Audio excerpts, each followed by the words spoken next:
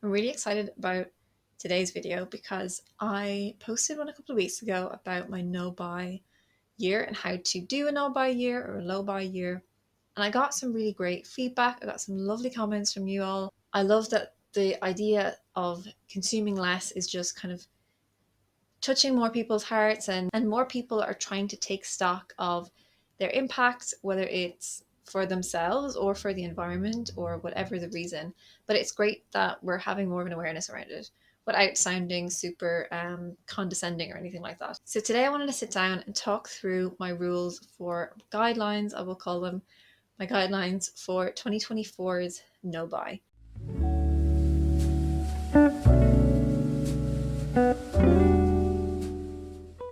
So my no buy, if you haven't seen the last couple of videos, I'll pop the most recent one up here. I have started a no buy year beginning the October 1st, 2023, and it will end on the 31st of October, 2024. So I've actually confused myself now because I feel like a few times I've said I've started in October and I'll finish in November. But technically, if I started in October, I should finish at the very end of September. So yeah, anyway, I started on October 1st, so I'll finish at the end of September.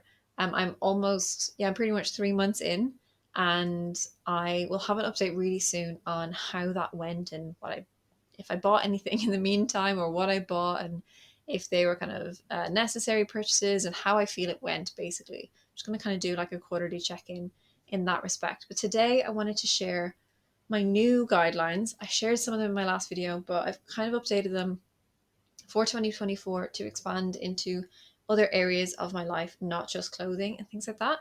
If I keep looking over here, it's because I have my notebook. I'm not really going to remember all of these off by heart. So the first area that I am not shopping in is fashion.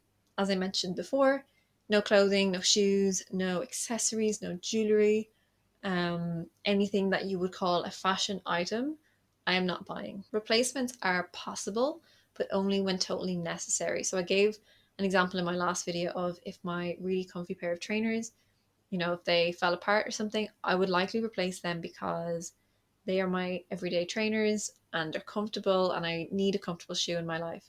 So I would replace those. I don't think they're going to, but I would replace them if they did. However, if a pair of boots or heels or something like that fell apart, I probably wouldn't replace those because I don't need them. And I also have about 6 other pairs of black boots.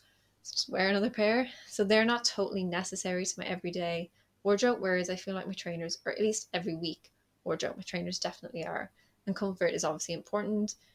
It's important to wear the right footwear, especially when you're going on walks and things like that. Socks, underwear, things like that are allowed, but again, only when necessary, not impulsively. So if I set out to invest in some new socks and underwear and tights, bras and things like that, great. But if it's very impulsive and I hadn't actually been thinking that I needed them, that's not allowed. So my goals in this area are to improve my shopping habits. So basically, less impulse shopping, more considered purchases, and less shopping from a place of like an emotional shopping place. So if I'm in a bad mood and I want to shop, or if I'm in a really good mood and I want to feel even better and then I shop, they're kind of some of my key habits. So I want to break those cycles a little bit. So that's my main kind of overarching goal for this. Also to save money, which is a big one. And I also want to refine my style without adding to it at the same time. So I'm guessing throughout the year there are things that come up and I'm going to declutter and things will come up. I'll be like, I don't really wear this anymore and I'll get rid of it. But instead of automatically replacing that or having something new come in, um, as I replace things, I'll be having less and less in my wardrobe. And I'm hoping that by the end of it, the pieces of my wardrobe that are left will be like my truest style at that time anyway. So I find sometimes like I will declutter quite a bit and I'll get rid of things that aren't suiting me anymore. But then during that time I've still been adding newness. So it gets a little bit murky again. And then the final goal in that area is just to declutter in general. So just have a bit less. The next area I want to touch on is beauty. And some of the rules in this are quite simple. So I will replace products only when they are empty and only if they're products that I kind of really want to keep in my beauty routine. So things like my favorite moisturizer or my favorite shampoo, things like that, things that I love, like my body oil, I love it. But some things I have that I wouldn't necessarily replace, like things I've had from beauty calendars or just from like little gifts or things like that that maybe I wouldn't have chosen myself. So even when they're empty, that doesn't mean I'm going to replace them, but I can only replace things when they're empty. I'm pretty sure I have at least one of everything. I know my deodorant, I'm going to need a new one soon. I've been trying the Wild deodorant and I just don't love it. It just leaves white marks on all my clothes. So I think I'm just going to go back to the one that I used to use, which is just like a Beyonce or something. Yes, that's on my list and I know I need it and I can think of that off the top of my head. But anything else, I don't think I need much. And especially in terms of makeup, I have all the makeup I need as well. And also, when I do replace these items, I may not buy like for like every time. If I can find something that's a little bit of a cleaner product, like less chemicals, less sulfates, things like that, I will opt for that. So that I'm gradually kind of eliminating a lot of chemicals from my beauty routine, whether that is skincare or hair care or makeup, etc. The goal in this area is to reduce the amount of products that I have and reduce the amount of products in my kind of daily routine. So I want to reduce the amount of stuff that I'm putting in my hair, on my face, those kind of things. So just to have a bit of a more minimal and pared back approach to my beauty. The next category is books and stationery, and I put these together because I feel like I have similar habits um, with both of these. So I like to buy books and then I might start reading it straight away, and then it'll end up in a handbag. I'll forget about it and then I'll move on to another book, which is very similar to what I do with my notebooks, or I may not even start them at all. For the last year, I've been putting aside like 20 quid a month in my budget to buy books, or I've kind of called it like education. So for a lot of that, it'll be personal development books and wellness books and things like that. So it is education, but I think I still bought way more books than I read. So I don't want to put this rule down because it's really hard, but I need to read what I own first and then one book at a time, basically. So I buy a book, I read it, and then I can buy another one. Not like I could just buy one every month, whether I've read the other one or not. I've also put the rule down I don't need stationery. So I guess that's a zero tolerance policy on stationery. And I guess this is kind of a guideline, but I'd like to use more digital documents. So instead of always writing things in a notebook, I'd like to type them up more. Keep track of things like that because I write things in notebooks and then I kind of forget what notebook I've written them in. So I'd like to do things more digitally. And then I'm kind of saving on paper as well.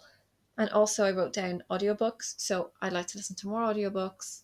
Although I also have audiobooks that I haven't listened to, so I need to get through them as well before I have any other, purchases in that department. So my goals in this area, number one is to save money because I feel like I do regularly spend on books and stationery and I don't really want to anymore. Or I do, but it's not worth it if I'm not actually using them. I want to declutter, so I'd really like to have a really nice designated book space, like bookshelf, but I don't have tons of space for that.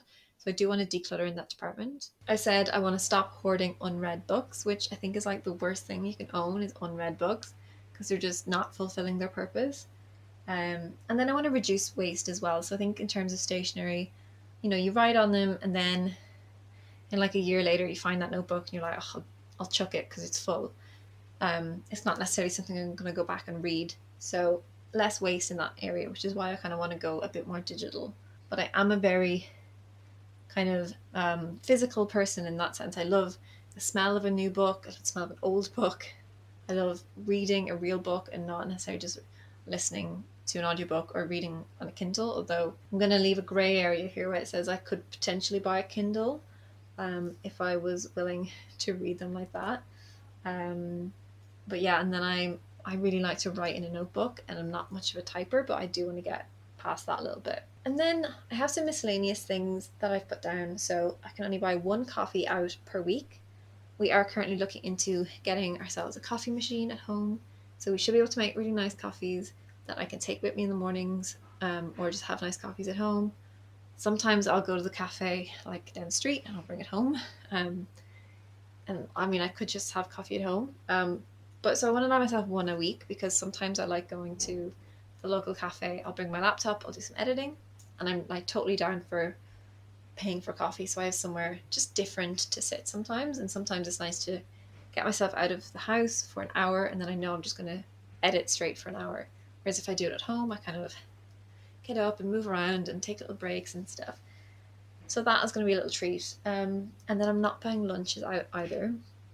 So that's definitely in a bid to save money and eat healthier. So eating foods and drinks that I've made myself that I know aren't full of sugar or full of different things that I'm trying to avoid. So they're the areas that I've added into my no buy. I had originally just started on fashion, but I definitely want to just expand it just to challenge myself a little bit more. And I think I know I'm the kind of person who, if I reduce spending in one area, I'm likely to just kind of put my attention in some other areas. So it's like I can't shop when I'm sad, I can't buy clothes, I'm just going to go and buy a new notebook or a book or something. So I kind of need to spread that out a little bit and kind of incorporate that into different areas of my life. And I thought this would be a good idea to kind of have my goals for each category as well and why I'm setting these kind of guidelines for myself so that I can keep myself accountable. I can remind myself of these goals. This is why I'm doing it. This is kind of like having a little why for each area. Which, if you haven't seen my last video, I share loads of tips on how to have a really successful no buy challenge or low buy, however long you're doing it for, whether it's like a month, a year, 6 months, whatever your timeline. I have all the tips. If you haven't planned out your no buy or low buy yet, I would suggest going over to that video next and you can set out your own low buy. If you just wanted to do a low buy or no buy January, that's a great place to start. I know loads of people are going to be doing it for the new year, kind of as a little Kickstarter for the year, so that could be a really good place to start. If you do decide to do a no buy or a low buy, I'd love if you let me know in the comments. Let me know if there are different areas that you've added in that I either maybe haven't thought about, or maybe I'm not concerned with my spending in those areas, but that could be something that you're incorporating. I'd love to know all about your own low buy or no buy, or if you've done in the past, how well it's worked for you. I really enjoyed answering all your comments on my last video about this, so I can't wait to chat to you in the comments again. I'll talk to you all really soon in my next video, and until then, take care.